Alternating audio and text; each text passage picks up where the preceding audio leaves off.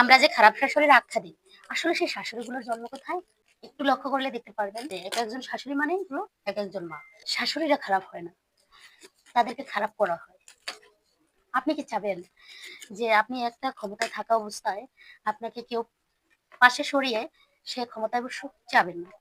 শাশুড়িগুলো আসলে নিজে থেকে খারাপ হয় না, তাদেরকে খারাপ করে পরিবেশ, পরিস্থিতি, সমাজ, সংসার আর পুরুষতান্ত্রিক সমাজ তাদেরকে বিষিয়ে তোলে।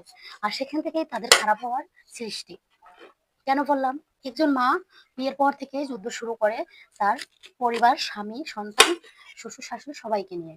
সে অনেক পরিশ্রম কষ্ট করার পরে সে তার সংসারের অস্তিত্ব খুঁজে পায়।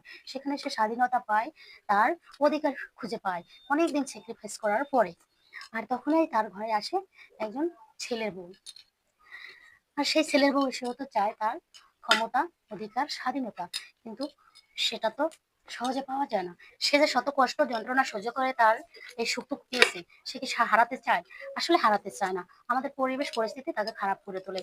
সেও ক্ষমতা চায়, অধিকার চায়, ভালো থাকার সবারই একটা শক্তি দরকার। তা আমরা খারাপ শাশুড়ি গুলো বলার আগে সত্যি আমাদের ভাবা উচিত যে এরা কেন খারাপ হয়। যদি সে তার সবগুলো পায় না, সে কখনো একটা ছেলে বসে না। সে যদি তার সুখগুলো খুঁজে পায় আগে থেকে, দেখবে সেই শাশুড়িগুলো কখনো কিন্তু সংসারে পুতের বউ আসার সাথে সাথে তার সাথে প্রতিযোগিতা করে না। সেই সংসারটাই কিন্তু হয় একটি সুখের সংসার।